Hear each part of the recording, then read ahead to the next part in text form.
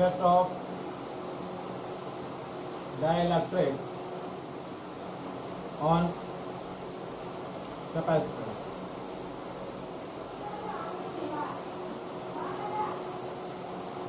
As we know that if I am taking a parallel plate capacitor in which one plate is insulated and one plate is earth, and initially these plates have a vacuum or air as is intervening medium. इन दोनों plates के बीच का जो medium है या तो air है या फिर वैक्यूम है, और हम कंसिडर कर रहे हैं the area of each plate is considered as A and the separation between the plates is D, then capacitance is C naught and that is A epsilon naught by D. When these plates are separated by each other through a air or vacuum, ठीक है, तो आपका क्या हो जाएगा, ये plates के बीच का गैप जो है वो क्या है, D. Now, as we introduce a dielectric slab of width T in between the plates of parallel plate capacitor, इस तरीके से dielectric slab हम प्लेस कर दें,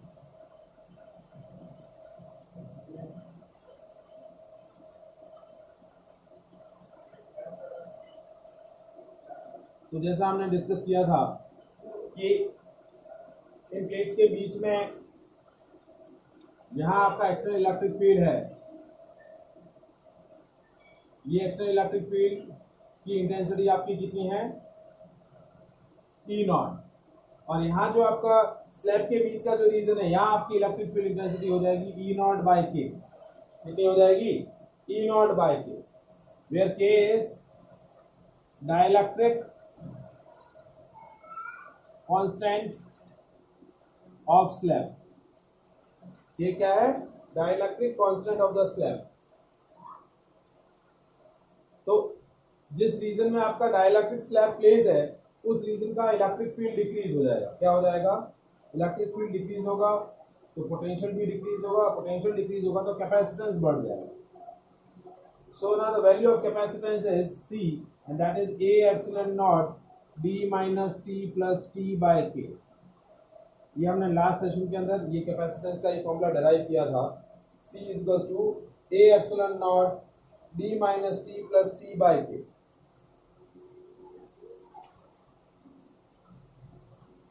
ठीक है, तो जब भी आप प्लेट्स के बीच में एक डाइलेक्ट्रिक स्लैब प्लेस करेंगे तो आपका कैपेसिटेंस जो हो जाएगा वो बढ़ जाएगा, क्या हो जाएगा, बढ़ जाएगा। अब यहाँ दो केसेस आते हैं कि when we will add the dielectric slab between the plates of capacitor, कि किस कंडीशन में कब हम क्या कर रहे हैं, डाइलेक्ट्रिक स्लैब प्लेट्स के बीच में इंट्रोड्यूस कर रहे हैं।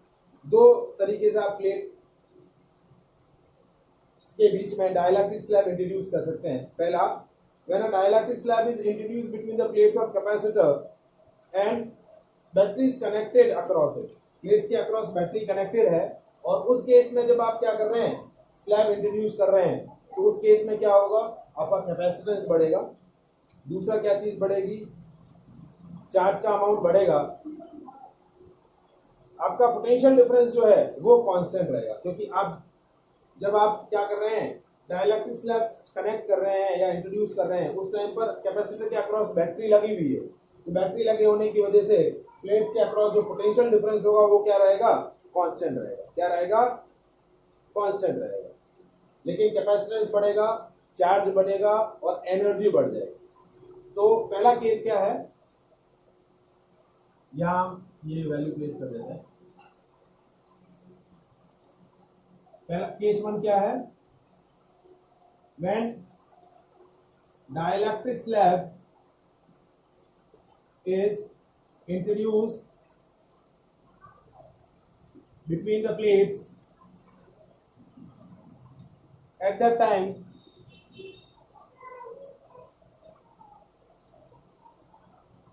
battery is connected across the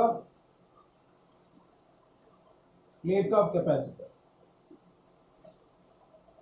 जब आपकी डाइलेक्ट्रिक स्लैब इंट्रोड्यूस हो रही है उस केस में कैपेसिटर के अक्रॉस जो बैटरी है वो कनेक्टेड है, तो क्या चीज कांस्टेंट रहेगा? पोटेंशियल डिफरेंस कांस्टेंट रहेगा। लेकिन क्या होगा, कैपेसिटेंस बढ़ जाएगा, charge store in the capacitor increase होगा और energy store in the capacitor वो भी इंक्रीज होगा, क्योंकि कैपेसिटेंस बढ़ेगा तो चार्ज भी बढ़ेगा। क्योंकि देखिए आपका वोल्टेज कांस्टेंट है C is equal to Q by V, तो C बढ़ा तो Q भी बढ़ेगा, C बढ़ेगा, चार्ज भी बढ़ेगा और energy store in the capacitor वो भी क्या होगी, बढ़ जाएगी। ये केस 1 है। अब दूसरा केस क्या है कि when the dielectric slab is introduced between the plates of the capacitor, at that time battery is disconnected across the plates of capacitor। Battery connected नहीं है, बैटरी क्या है, डिसकनेक्टेड है। तो सेकंड केस जब आप डाइलेक्ट्रिक स्लैब इंट्रोड्यूस कर रहे हैं,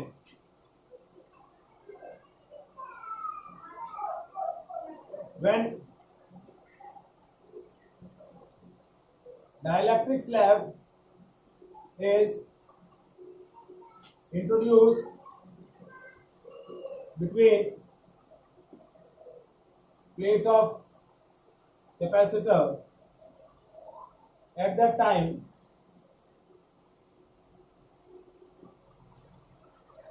battery is disconnected,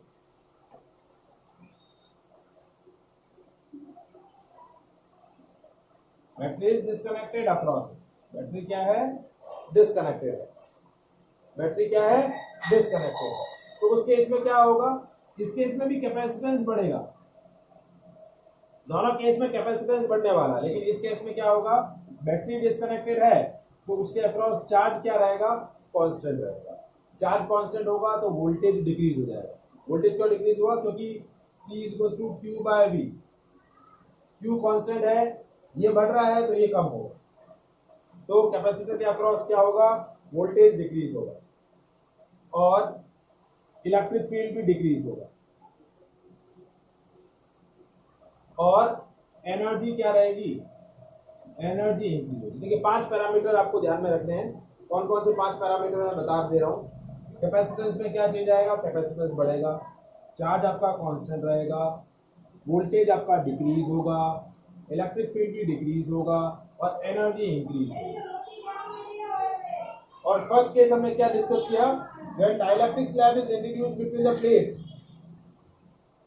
at that time if the battery is connected तो क्या होगा, वोल्टेज कांस्टेंट रहेगा, कैपेसिटेंस बढ़ेगा, चार्ज बढ़ेगा, एनर्जी बढ़ेगी और इलेक्ट्रिक फील्ड भी आपका क्या होगा, डिक्रीज होगा।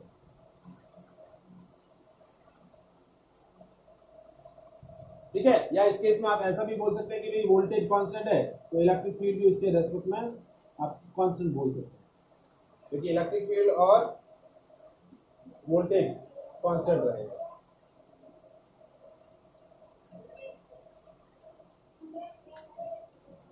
बट प्लेट्स के बीच में ना इलेक्ट्रिक फील्ड हम डिक्रीज ही करेंगे, इलेक्ट्रिक फील्ड डिक्रीज होगा, E नॉट बाय K है, between the plates electric field decrease होगा।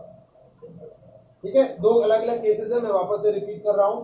When the dielectric slab is introduced between the plates, at that time if the battery is connected across the plates of capacitor, voltage constant रहेगा, capacitance बढ़ेगा, charge बढ़ेगा, energy बढ़ेगी, electric field decrease होगा।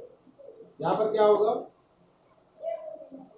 जब आपकी dielectric slab आप introduce कर रहे हो उस टाइम पर बैटरी कनेक्टेड नहीं है अक्रॉस द प्लेट्स, तो कैपेसिटेंस बढ़ेगा, चार्ज कांस्टेंट रहेगा, वोल्टेज डिक्रीज होगा, इलेक्ट्रिक फील्ड डिक्रीज होगा और एनर्जी इस केस में भी क्या होगी, आपकी एनर्जी इंक्रीज नहीं होगी, एनर्जी डिक्रीज होगी। हाफ सी वी स्क्वायर ना, सी बड़ा वी कम हो गया तो एनर्जी डिक्रीज होगी, है ना, एनर्जी यहाँ क्या होगी, डिक्रीज होगी। तो ये दोनों पैरामीटर्स आपको याद रखने हैं कि at what time you introduce the dielectric slab between the plates of capacitor. Is it clear?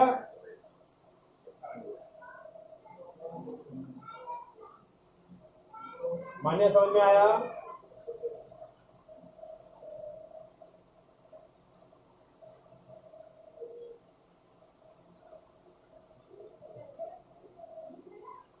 ठीक है। तो जब भी आप प्लेट्स के बीच में एक डाइलेक्ट्रिक स्लैब प्लेस करेंगे तो आपका पैरेलल प्लेट कैपेसिटर का कैपेसिटेंस इंक्रीज हो जाएगा। क्या हो जाएगा? इंक्रीज हो जाएगा। कैपेसिटेंस दोनों केस में आपका क्या होगा? इंक्रीज होगा। ठीक है, चलिए हम इससे रिलेटेड कुछ क्वेश्चंस डिस्कस करते हैं तो आपको ये चीज क्लियर है। Now question, consider parallel plate capacitor, the area of each plate is A and the separation between these two plates is D. Area of each plate is A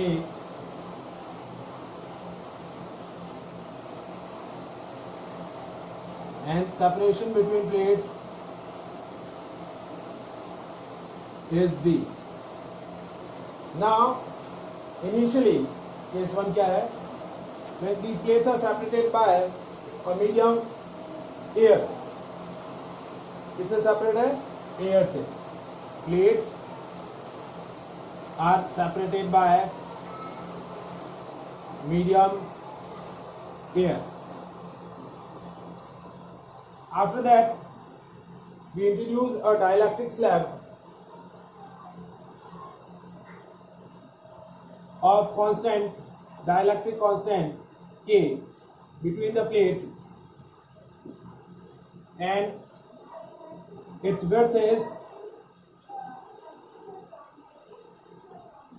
3D/4। Plate की जो width है, dielectric slab की जो width है वो कितनी है? 3D/4। यहाँ हमने एक डाइलेक्ट्रिक स्लैब इंट्रोड्यूस करी और इसकी विड्थ जो है वो 3D/4 है। तो आपको कैलकुलेट करना है find the capacitance in the both the cases. तो देखिए किस तरीके से कैलकुलेट करेंगे।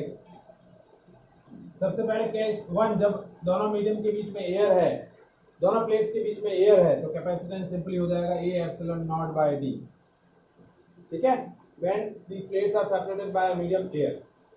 नाउ जैसे ही आपका ये डाइलेक्ट्रिक स्लैब इंट्रोड्यूस करेंगे तो कैपेसिटेंस हो जाएगा C=A/0D - T + T/K। तो इसमें T की जगह इस एक्सप्रेशन में क्या रख दीजिए? 3D/4। तो C की वैल्यू हो जाएगी A/0D - 3D/4 + 3D/4K। तो ये वैल्यू देखिए, इसको सॉल्व किया हमने तो क्या आया? A/0, ये बचा यहाँ पर D/4, क्योंकि D में से 3D/4 गया तो यहाँ बचा D/4 + 3D/4K। ठीक है, एलसीएम आ गया आपका। आप 4 के एलसीएम ले लें तो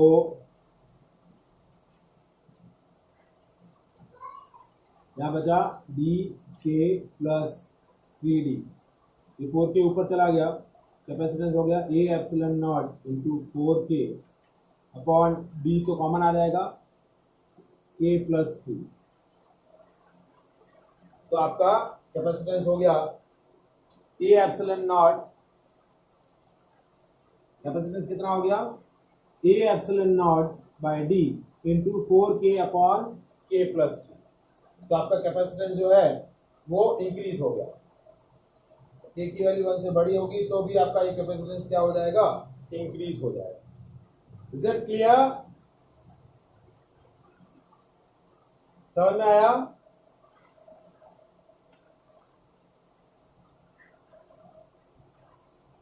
ठीक है, नाउ नेक्स्ट क्वेश्चन हम करते हैं। देखिए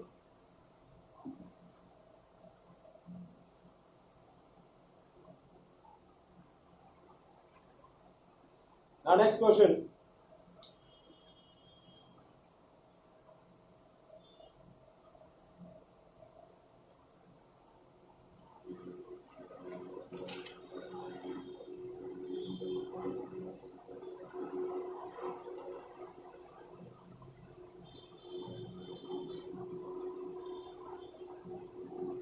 now in the parallel plate capacitor, in a parallel plate capacitor with the air between the plates, each plate has an area of 6 × 10⁻³ meter square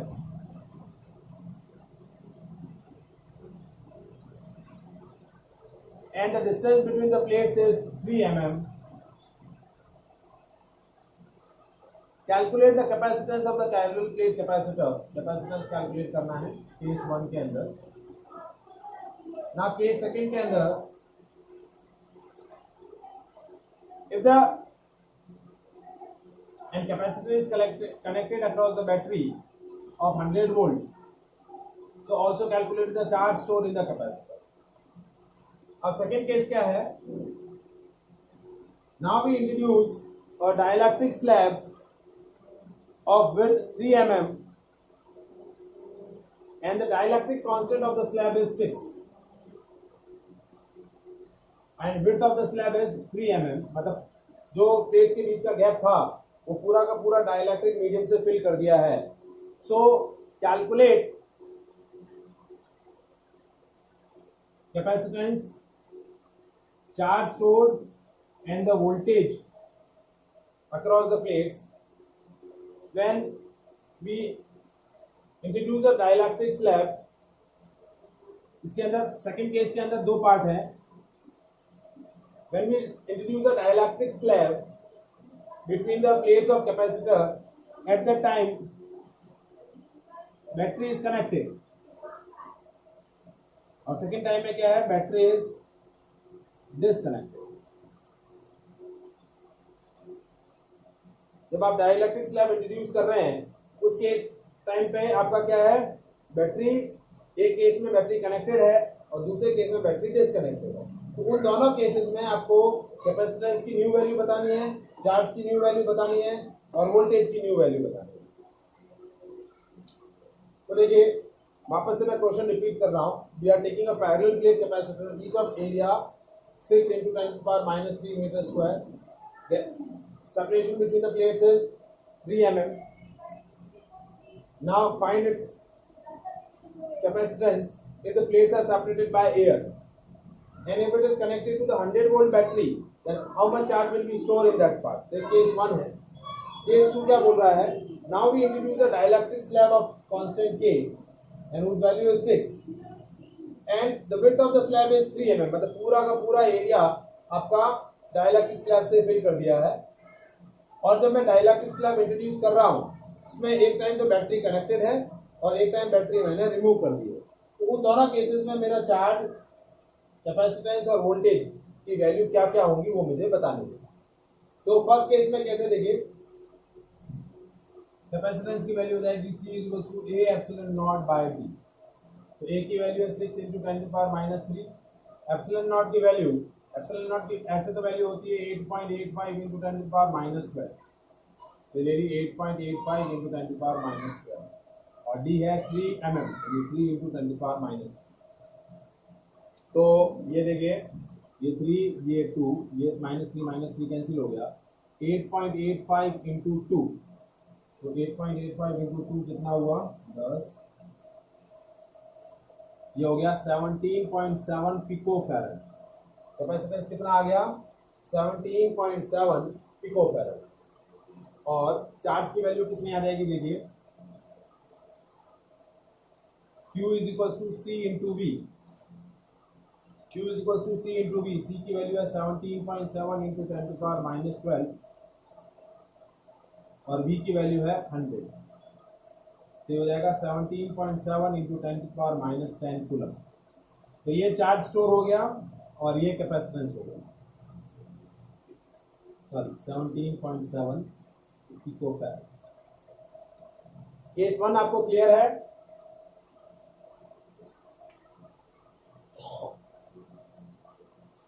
Is it any doubt?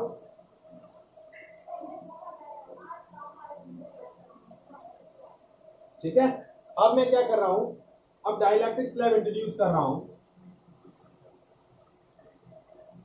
Case second, C की value है 17.7 pico farad और Q की value है 17.7 × 10⁻10 coulomb. अब case second, when dielectric slab be placed between plates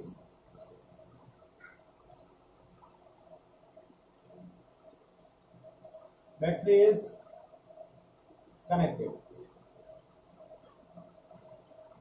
battery connected होती है तो capacitance आपका बढ़ जाएगा.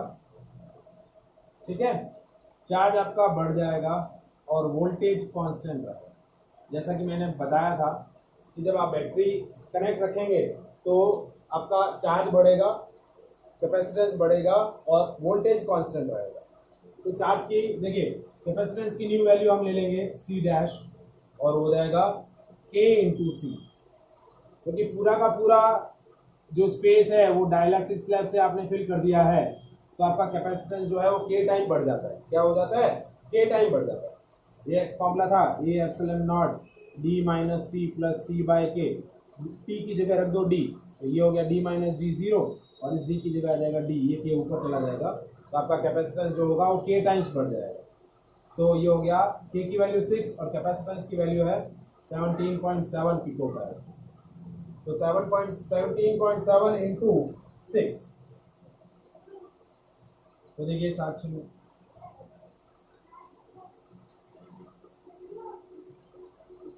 ये हो गया 106.2 पिको फैराड।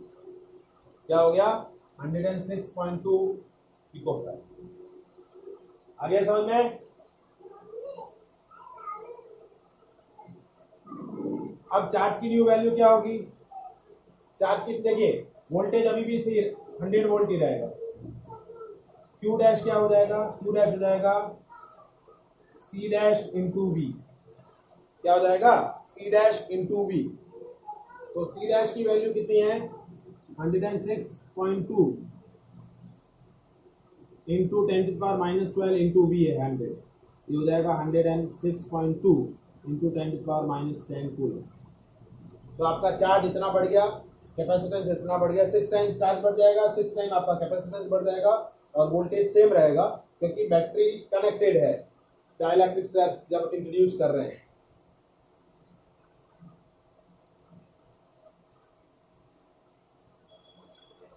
ठीक है। अब सेकेंड पॉइंट है कि इसके B part, when dielectric slab is placed between the plates battery is disconnected. Second case है कि बैटरी डिस्कनेक्टेड है। बैटरी डिस्कनेक्टेड होगी तो कैपेसिटेंस बढ़ेगा, चार्ज कांस्टेंट रहेगा और पोटेंशियल आपका डिक्रीज हो जाएगा।